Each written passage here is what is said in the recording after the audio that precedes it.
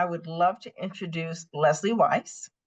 In addition to serving on the boards of Sonovi Labs and Navigate Maternity, Leslie is the CEO and Managing Director of Evidence Matters. Love the name of her company, a strategic market access consultancy supporting medtech, life sciences, and digital health clients in achieving successful commercialization.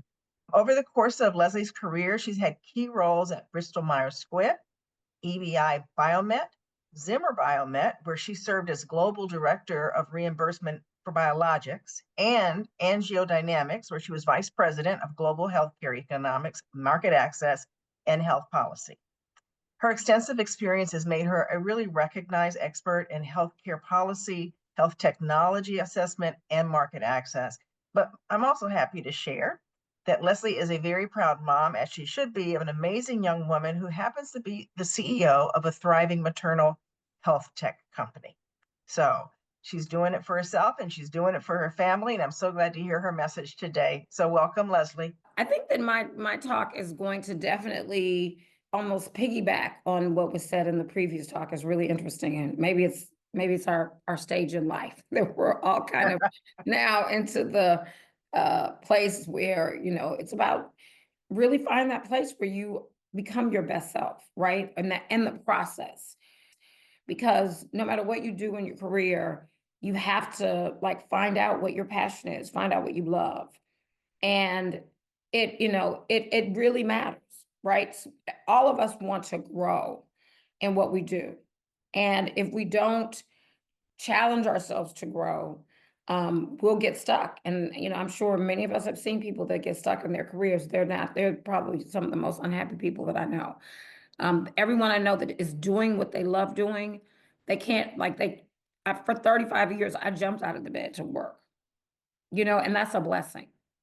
That's a blessing. So, but it's also important to think about how you get to that place, right? Once you figure out, okay, this is what I love to do, how do you invest in yourself so you can get there and you can live that life? So these are what I consider the 5 pillars, right? Self-awareness. You have to know who you are. What do I care about? What do I love? What drives me? And then you have to be disciplined. I think his talk about college was so important.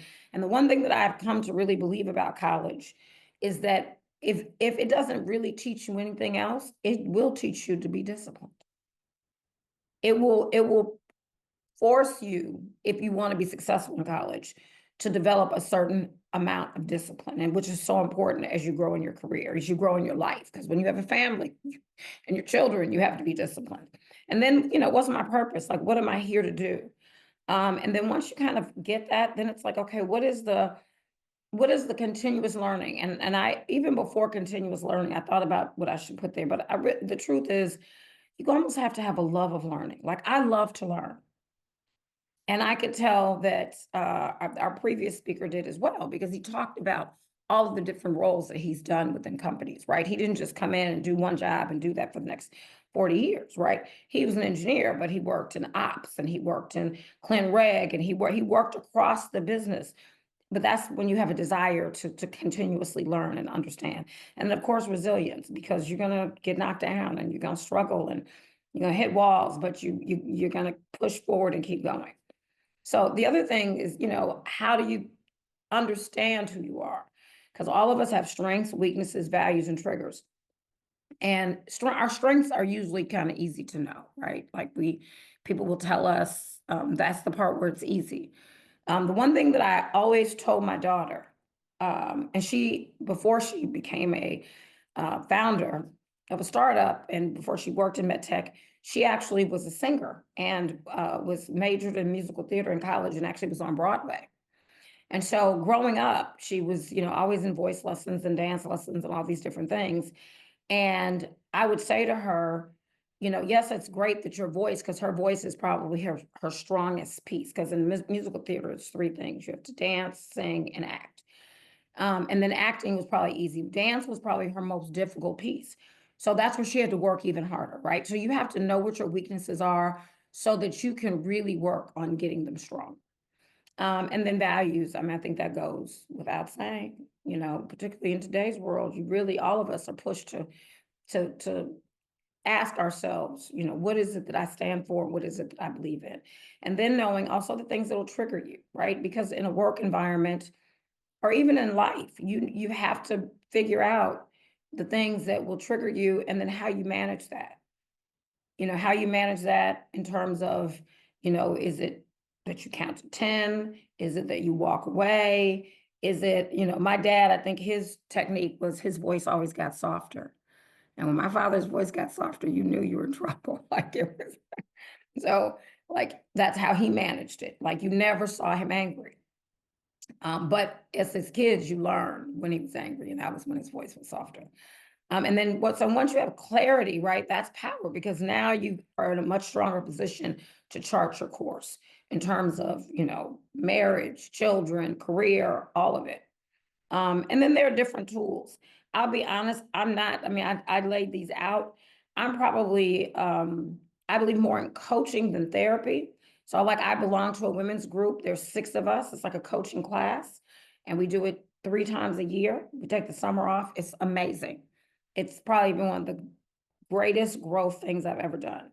And so there, we get lots of feedback, very honest and clear clarity. I truly encourage people to think about that, finding a coaching a class, but small, intimate with the right group of people, tremendous growth. And then of course, discipline. Like there's nothing, my father was a Marine. He actually was in the very first group of African-American Marines. So discipline was not a joke in our house. It was the core of character. That's how we were raised. So he shouldn't have to be watching you to see that, if you have character, then you're going to follow through and you're going to have the discipline. And I thank God that we were raised that way because I think that's why all of us are successful. And I would say even all the grandchildren, I think it's run down and it's a core tenet. So this for me, this is the key though. Like my career in market access, what has driven me has been the patient. And I know a lot of people say that, and I'm not saying they don't mean it, but I think that for me, it's a little bit different because I actually have a very serious chronic illness. I have a disease called sarcoidosis, which is kind of like lupus, but mine is like a really serious form. So like it's been in my lungs, in my heart, in my bone marrow, my liver, my kidney, like all of my organs. And I've had a really rough time like the last 3 years.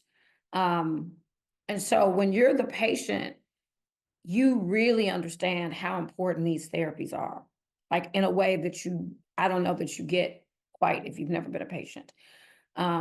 And so I think that when I talk to doctors, I think that when I work on clinical research, all of it, when I'm looking at the epidemiology of disease, I'm putting this together in a way that I would do it like so I could get it covered for my mother, right? Like with the same level of passion and focus.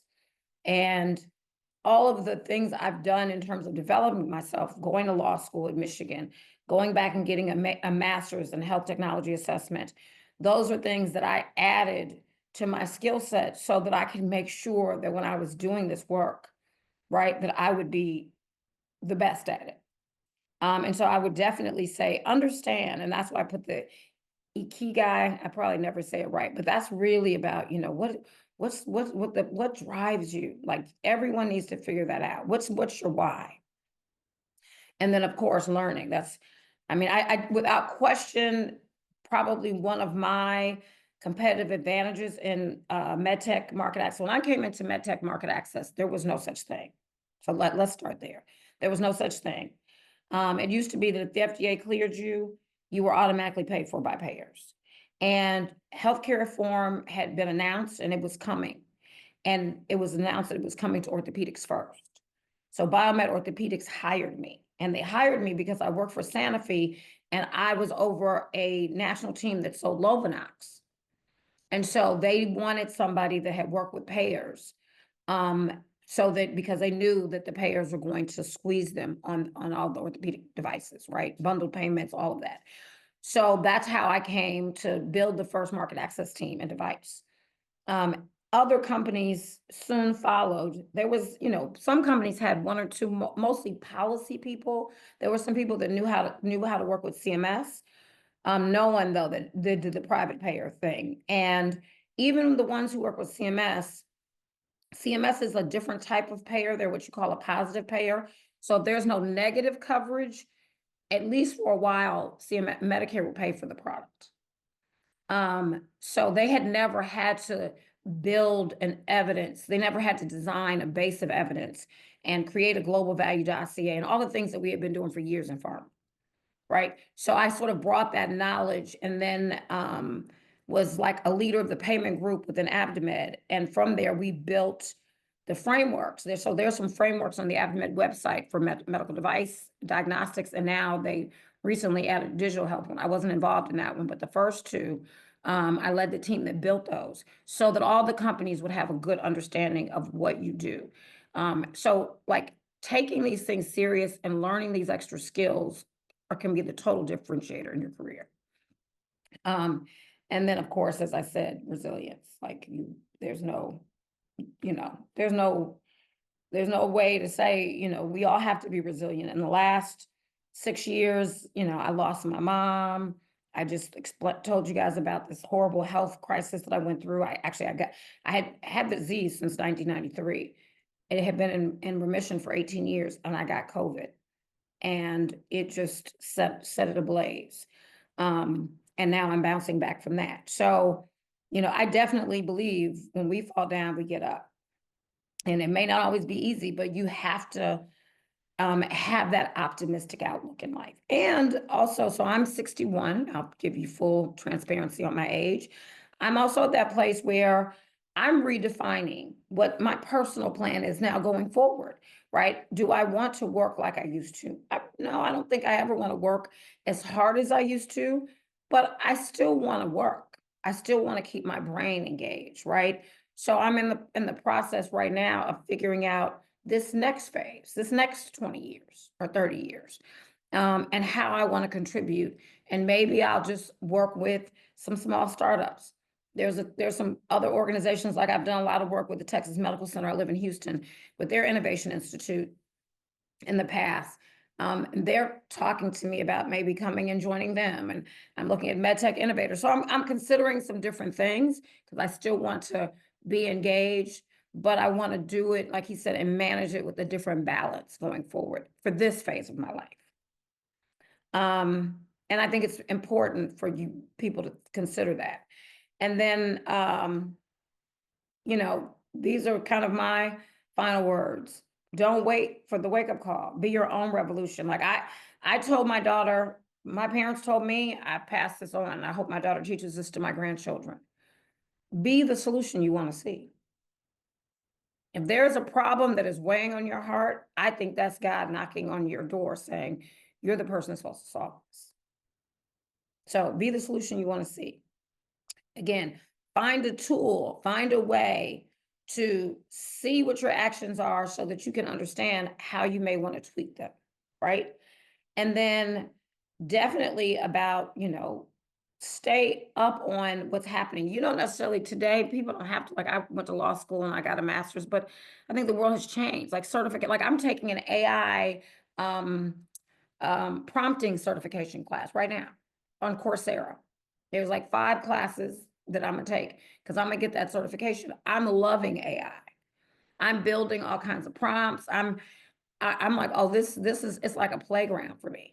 And so, and that's a skill set that the world is gonna need. So like, figure out what that thing is so you can continue to grow and invest in that. Maybe it's through podcasts, maybe it's workshopping, coaching, whatever, but figure it out. And I really say, you should really think about doing it. Okay, I think that's it that I had to share. First of all, that was fantastic, Leslie. Thanks for sharing your personal story. I always like when people come from their authentic where they are. So thank you for that. As I was listening to you, I was thinking that the self-awareness piece that you talked about is something that a lot of people don't really invest in because they're kind of scared at looking at themselves, right? Yeah. But out of that, I think that's where you build that resilience. You Yeah. understand the need for continuous learning. You find your purpose. Yeah. I'm a big purpose person. And your peace. And I left that off, but and see, that's where I am now. Yes. Yes. I'm like sliding into my peace right now, guys. Yeah. So. Yeah. So I thank you very, very much on all fronts for everything you shared.